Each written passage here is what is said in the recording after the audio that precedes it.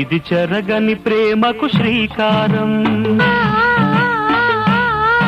ఇది మమతల మేడకు ప్రాకారం, పండిన కలలకు శ్రీరస్తు, పసుపు కుంకుమకు శుభమస్తు, కనివిని ఎరుగని అనురాగానికి కలకాలం వైభోగమస్తు, కలకాలం వైభోగమస్తు.